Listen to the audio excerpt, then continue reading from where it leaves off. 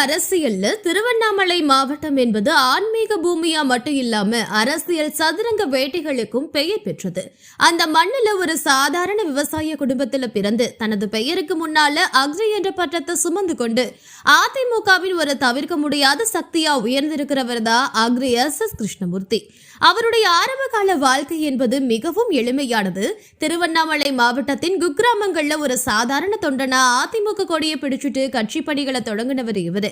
மறைந்த முன்னாள் முதல்வர் எம்ஜிஆரின் தீவிர விசுவாசியா தன்னை அடையாளப்படுத்திக் கொண்ட கிருஷ்ணமூர்த்தி பின்னர் ஜெயலலிதாவின் தலைமையிலான அதிமுகவில் மிக முக்கியமான பொறுப்புகளை வகிக்கும் நிலைக்கு உயர்ந்தார். அவருடைய கடின உழைப்பும் தொகுதி மக்களுடன் நாடி துடிப்பு அறிந்திருந்த விதமும் தான் அவர் 2006 ஆண்டு முதலா சட்டமன்ற தேர்தலில் போட்டியிட வச்சது. அந்த தேர்தல் அதிமுகவிற்கு ஒரு பின்னடைவு அமைந்தாலும் கசலப்பாக்கம் தொகுதியில கிருஷ்ணமூர்த்தி பெற்ற வெற்றி கட்சியின் தலைமையை கவனிக்க வச்சது. எதிர்க்கட்சி வரிசையில் அமர்ந்திருந்த போதிலும் தன்னோட தொகுதி மக்களுக்காகவும் குறிப்பாக விவசாயிகளின் நலனுக்காகவும் சட்டமன்றத்தில் அவர் எழுப்பிய குரல்கள் அவரை ஒரு சிறந்த மக்கள் பிரதிநிதியா மாற்றுச்சு. 2011 ஆண்டு தமிழக அரசியல் வரலாற்றில் ஒரு மிகப்பெரிய திருப்பு முனையை ஏற்படுத்துச்சு. ஜெயலலிதா தலைமையிலான அதிமுக அமோக வெற்றி பெற்று ஆட்சி அமைச்சது. அந்த தேர்தலில் மீண்டும் கலசப்பாக்கம் தொகுதியில வெற்றி பெற்ற கிருஷ்ணமூர்த்திக்கு வேளாண்மை துறை என்னும் மிக முக்கிய பொறுப்பை வழங்கினாங்க ஜெயலலிதா. ஒரு விவசாய பட்டதாரிக்கு வேளாண்மை துறையை வழங்கினது அப்போதைய காலகட்டத்தில் மிகவும் வரவேற்கப்பட்டுச்சு. அமைச்சரா பதவியேற்ற பிறகு அவர் செய்த சீர்திருத்தங்கள் ஏராளம். குறிப்பா டெல்டா மாவட்டங்கள்ல இருந்து தென் மாவட்டங்கள் வரைக்கும் விவசாயிகளுக்கு தேவையான உரங்கள், பூச்சிக்கொல்லி மருந்துகள் மற்றும் நவீன விவசாய கருவிகளை மானிய விலையில கொண்டு செல்வதில் அவர் காட்டிய ஆர்வம் மற்ற அமைச்சர்களுக்கு ஒரு முன்னுதாரணமா அமைஞ்சது. திருவண்ணாமலை மாவட்டத்தோட தெற்கு மாவட்ட செயலாளராகவும் அவர் நியமிக்கப்பட்டதால மாவட்டத்தின் ஒட்டுமொத்த அதிகார மையமா அவர் திகழ்ந்தாரு. கட்சி தொண்டர்கள் முதல் பொதுமக்கள் வரை அனைவரும் அக்ரி கிருஷ்ணமூர்த்தியை தேடி வரும் ஒரு சூழல் உருவாச்சு. இவருடைய ஆட்சி காலத்துல தான் திருவண்ணாமலை மாவட்டத்தில் பல புதிய பாசன திட்டங்கள் மற்றும் ஏரி தூர்வாரும் பணிகள் போர்க்கால அடிப்படையில் நடைபெற்றுச்சு. ஆனா அதிகாரத்தின் உச்சத்தில் இருந்த போது தான் யாரும் எதிர்பார்க்காத ஒரு கருப்பு பக்கம் இவரோட அரசியல் வாழ்வில் அரங்கேறுச்சு. 2015 ஆண்டு பிப்ரவரி மாதம் வேளாண் பொறியியல் துறை அதிகாரி முத்துக்குமாரசாமி என்பவர் ரயில் முன் பாய்ந்து தற்கொலை செய்து கொண்ட சம்பவம் தமிழகத்தையே உலுக்குச்சு. இந்த விவகாரத்துல துறையில நடந்த ஓட்டுநர் பணியிட நியமனங்கள்ல முறைகேடு நடந்ததாகவும் அமைச்சரின் தரப்பிலிருந்து கொடுக்கப்பட்ட கடுமையான நெருக்கடி தான் அந்த தற்கொலைக்கு காரணம் என்றும் குற்றச்சாட்டுகள் எழுந்துச்சு. இந்த விவகாரம் ஊடகங்கள்ல ஒரு மிகப்பெரிய விவாத பொருளா மாறுச்சு. சமூக ஆர்வலரும் எதிர்கட்சிகளும் அக்ரி கிருஷ்ணமூர்த்திக்கு எதிராக கடுமையான போராட்டங்களை நடத்தினாங்க. இதன் விளைவா ஜெயலலிதா அவர்கள் எவ்வித சமரசமும் இல்லாம அவரை அமைச்சர் பதவியிலிருந்து அதிரடியா நீக்கினாங்க. அது மட்டும் இல்லாம கட்சியோட அனைத்து பொறுப்புகள்ல இருந்தும் அவர் விடுவிக்கப்பட்டாரு.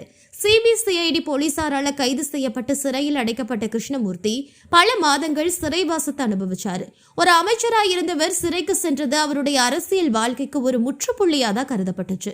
2016 சட்டமன்ற தேர்தலில் அவருக்கு போட்டியிட வாய்ப்பு வழங்கப்படல. இருப்பினும் அதிமுகவின் ஒரு விசுவாசமான தொண்டனா அவர் தன்னை நிலைநிறுத்திக்கிட்டாரு. ஜெயலலிதாவின் மறைவுக்கு பிறகு அதிமுகவில் ஏற்பட்ட உட்கட்சி பூசல்களின் போது அக்ரி கிருஷ்ணமூர்த்தி ஒரு தீர்க்கமான முடிவு எடுத்தாரு. எடப்பாடி பழனிசாமி தலைமையிலான அதிமுகவை உண்மையான கட்சி என்பதை உணர்ந்து அவருக்கு தனது முழு ஆதரவையும் வழங்கினார்.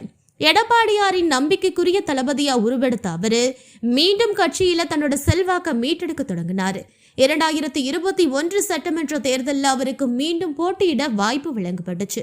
ஆனா இந்த முறை அவருடைய பழைய தொகுதியான கசலப்பாக்கத்திற்கு பதில் போலூர் தொகுதி ஒதுக்கப்பட்டுச்சு.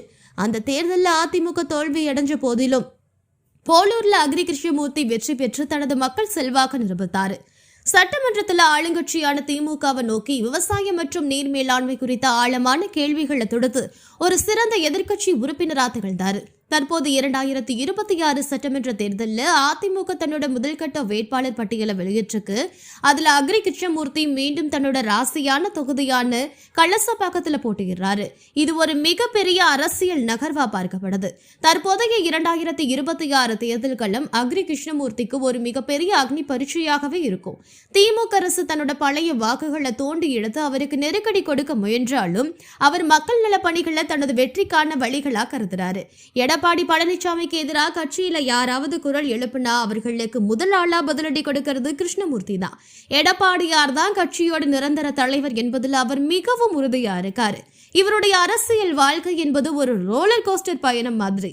உச்சத்துல இருந்த போது கீழே விழுந்ததும், விழுந்த இடத்திலிருந்து மீண்டும் ஒரு பீனிக்ஸ் பறவையை போல எழுந்து வந்ததும் அவருடைய மன உறுதியை காட்டது. கலசப்பாக்கம் தொகுதி மக்கள் இப்போதும் இவரை நம்ம வீட்டு பிள்ளைன்னு தான் அழைக்கிறாங்க. தொகுதிக்குள்ள எங்கு சென்றாலும் இவருக்கு கிடைக்கிற வரவேற்பு அவர் செய்த பழைய மக்கள் பணிகளுக்கான சான்றா இருக்கு.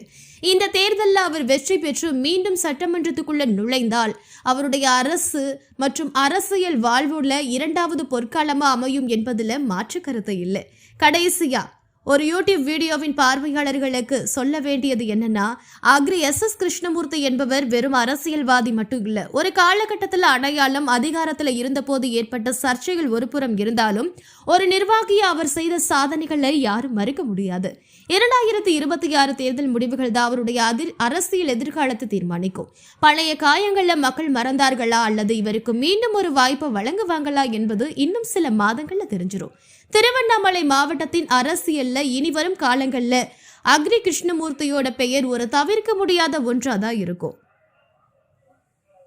திருவண்ணாமலை மாவட்டத்தின் அரசியல் களம் என்பது தமிழகத்தின் மற்ற மாவட்டங்களை விட மிகவும் சவாலானது. அந்த மண்ணில் ஒரு சாதாரண விவசாய குடும்பத்தில் பிறந்து தன்னோட உழைப்பால அதிமுகவின் உச்சத்திற்கு சென்றவர் தான் இவர்.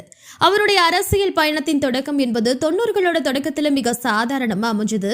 மறைந்த முன்னாள் முதல்வர் எம்ஜிஆரின் கொள்கைகளால ஈர்க்கப்பட்டு பின்னர் ஜெயலலிதாவின் தலைமையில் கீழ் ஒரு தீவிர விசுவாசியா தன்னை மாற்றிக்கிட்டாரு.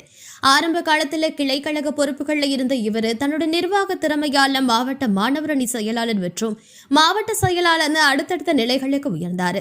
2006 ஆண்டு நடைபெற்ற சட்டமன்ற தேர்தலில் அதிமுகவுக்கு பின்னடைவு ஏற்பட்ட போதிலும் கலசப்பாக்கம் தொகுதியில கிருஷ்ணமூர்த்தி வெற்றி பெற்று தனது பலத்தை நிரூபிச்சாரு. அந்த 5 ஆண்டுகள் சட்டமன்றத்தில் அவர் பேசின பேச்சுக்களும் தொகுதி மக்களுக்காக அவர் செய்த களப்பணிகளும் தான் அவர் அம்மாவின் நம்பிக்கைக்குரிய தளபதி என்ற இடத்துக்கு உயர்த்துச்சு. 2011 ஆண்டு நடைபெற்ற சட்டமன்ற தேர்தலில் மீண்டும் கலசப்பாக்கம் தொகுதியில் வெற்றி பெற்ற கிருஷ்ணமூர்த்திக்கு ஜெயலலிதா அவர்கள் வேளாண்மை துறை அமைச்சர் பதவி வழங்கினாங்க. ஒரு அக்ரி பட்டதாரிக்கு அந்த துறை ஒதுக்கப்பட்டது பெரும் வரவேற்பை பெற்றுச்சுன்னே சொல்லலாம். மாவட்டத்தின் ஒட்டுமொத்த அதிகாரமும் அவர்கிட்டதான் இருந்துச்சு. கட்சியின் தொண்டர்கள் மற்றும் பொதுமக்கள் மத்தியில் அவருக்கு ஒரு மிகப்பெரிய செல்வாக்கு இருந்தது.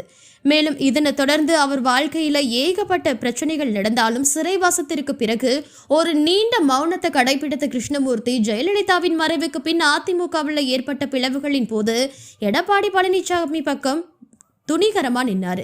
தற்போது 2026 தேர்தல் களம் அவருக்கு மிகப்பெரிய அக்னி பரீட்சையாக தான் இருக்கும். நிச்சயம் அவர் வெல்லுவாரா இல்ல அவருடைய நிலை என்ன ஆகுங்கிறத இந்த தேர்தல் முடிவு செய்யும்.